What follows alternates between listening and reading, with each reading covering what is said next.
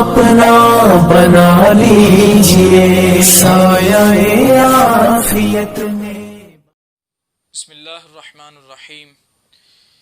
ایک کتاب کا مطالعہ کر رہا تھا، اسٹڈی کر رہا تھا۔ اس کتاب کی اسٹڈی کرتے ہوئے ایک واقعہ میری نظر سے گزرا جو میں نے چاہا کہ آپ تک پہنچاؤں۔ اس میں ایک بزرگ نے ایک بات کہی، وہ بڑی پیاری بات تھی۔ بزرگ فرماتے ہیں کہ ایک ریاست تھی، اس ریاست کا دستور اور آئین یہ تھا کہ جب کوئی بادشاہ فوت ہو جاتا تو اس کے وزراء اس کی موت کو مخفی رکھتے تھے، چھپا کے رکھتے تھے۔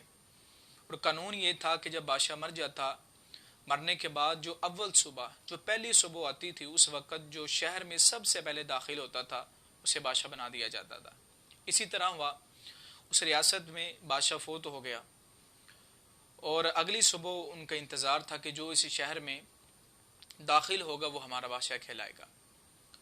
اب وہاں سے اگلی صبح ایک فقیرانہ لباس پہنا، پھٹا ہوا، ہاتھ میں کاسا پکڑا ہوا ہے اور ہاتھ میں عصا لیے ہوئے ہیں، وہ شہر میں داخل ہوا تو وزراء نے آگے بڑھ چڑھ کے اس کا استقبال کیا اور اسے کہا کہ آپ اس ریاست کے بادشاہ ہیں، اور اسے لا کے تخت شاہی پہ بٹھایا گیا اور اس سے کہا گیا کہ آج سے آپ کے لیے سیاہی اور سفیدی دونوں ہیں، یعنی دن رات آپ کے آپ جس بات کا حکم دے گے وہ مانا جائے گا۔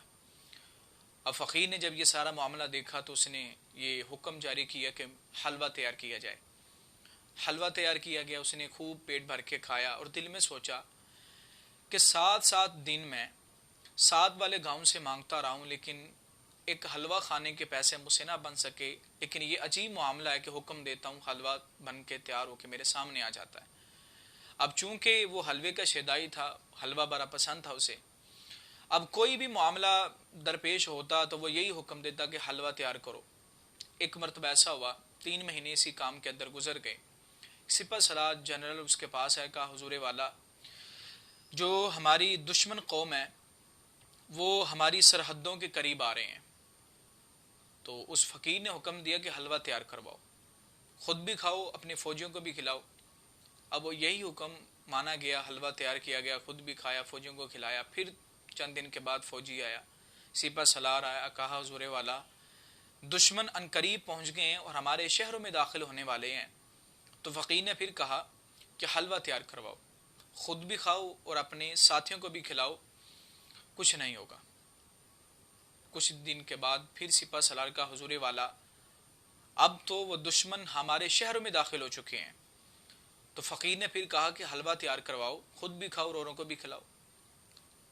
اب جب ان دشمنوں نے ان کے شہروں پہ قبضہ کر لیا، جب وہ قابض ہو گئے اور اس تک جب یہ بات پہنچی تو اس نے وہیں اپنا پرانا پھٹا ہوا لباس، عصا اور کاسا پکڑا اور محل کے دروازے سے نکل رہا ہے۔ تو وزیر نے روکا کہ عالی جان کہاں پہ جا رہے ہیں؟ دشمنوں نے حملہ کر دیا اور وہ قابض ہو گئے ہیں۔ تو یہ فقیر کہتا ہے کہ میں تو حلوہ کھانے آیا تھا، میں نے حلوہ کھا لیا ہے، میری طلب پوری ہو گئی ہے، اب میں نے جو حلوہ پکوایا تھا وہ میں نے کھا لیا ہے، جو بچ گیا تم بھی کھاؤ اور اوروں کو بھی کھلاؤ۔ کہا حضور رعایا کا کیا بنے گا؟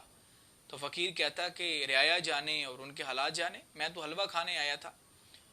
تو بزرگ فرماتے ہیں کہ یہی حال آج کے حکمرانوں کا ہے کہ جو صرف حلوہ کھانے کے چکر میں ہیں، صرف کرسی کے پیچھے ہیں، پیسوں کے پیچھے ہیں، انہیں اس چیز سے کوئی غرض نہیں ہے، کوئی مر رہا ہے، کوئی جل رہا ہے، کوئی باپ بیٹوں سے جدا ہو رہا ہے، بیٹا باپ سے جدا ہو رہا ہے، ماں سے اولاد جدا ہو رہی ہے۔ حکمرانوں کے چیز سے غرض نہیں ہے، حکمرانوں کو غرض ہے تو صرف حلوے والی مثال سے جو ابھی آپ کے سامنے رکھی ہے۔ تو خدارا کچھ ہوش کے ناخن لیں، اللہ تعالیٰ سے دعا کرتے ہیں کہ اللہ تعالیٰ ہمارے حکمرانوں کی ہدایت نصیب فرمائے اور ان کو قوم کا مسیحا بننے کی توفیق عطا فرمائے۔